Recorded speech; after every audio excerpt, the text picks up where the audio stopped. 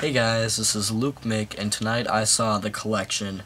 Now, I'm going to start by just saying that I saw The Collector from 2009, around the time it came out, and I actually really enjoyed that movie. It's from the writers of Saw and all that stuff, I know that, but to me it didn't seem like Saw. Like, it was that whole torture porn genre, but it wasn't like Saw. It was basically a game of cat and mouse with the main character Arkin and the collector, and the collector had rigged all these traps in the house, and he had to like go all Sly Cooper and get around everything, and it was just really cool the way they had it all set up, and I thought it was really entertaining and fun. So when I heard the collection was coming out, I was pumped because I actually really liked the collector. But the collection, I'm sorry to say if you liked the collector and all, but the collection, I think it's just a major disappointment. Basically, it's just like this girl gets captured at this party, and Arkin, for whatever reason, the collector brought him along in the box to be there for like no reason at all. It was pretty stupid, and he jumped out a window and escaped. Arkin, that is, and the girl was captured by the collector.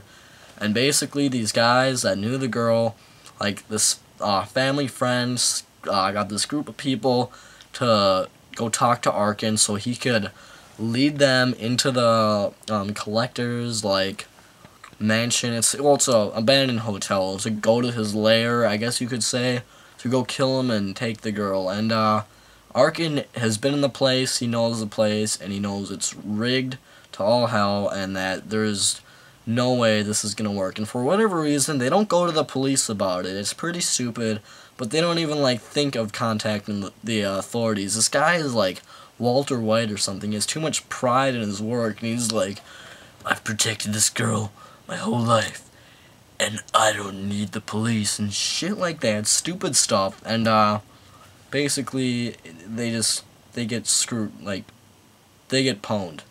Why did I use that term? I don't know. It's been a while since that's been in speaking style, but whatever.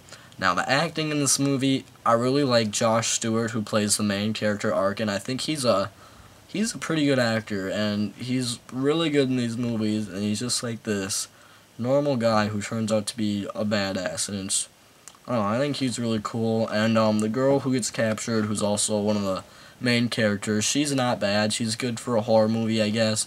I don't know if she could fit into any other type of roles.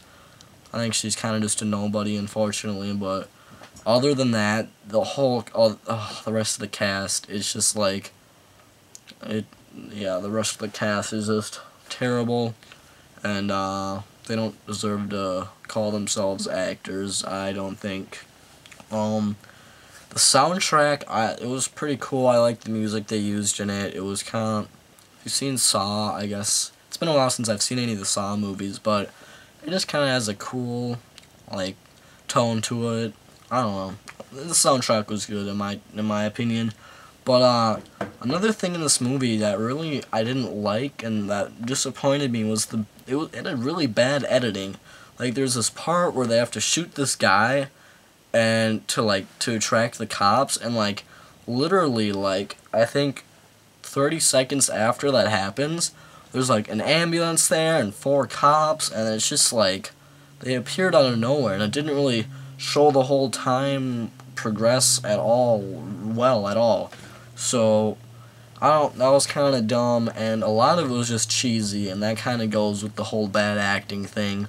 It was just a lot cheesier than The Collector, because The Collector was a much more low budget, just kind of like, we're just gonna have to use what we got to the fullest, and it was basically just set in this whole house the whole time. It was all about being sneaky, and it was really suspenseful, and there were traps rigged everywhere, and it was just really cool.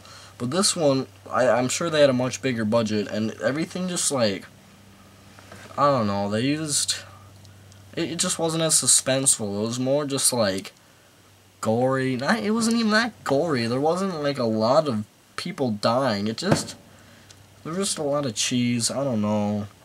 So I think that about wraps up my review, and if you've been listening to me, obviously you know that you probably should not see it, and if you even liked The Collector, which I really enjoyed, I thought it was a really pretty damn good horror movie for nowadays, It's nothing like the collection at all. I'm sorry, the collection is nothing like the collector at all, in my opinion, and I don't know, I'm just really disappointed. So I think I'm gonna leave this with 2 out of 5 stars, and yeah, I don't think it was worth $9 to go see this. Like, do not pay $9 to see this movie, because it just isn't.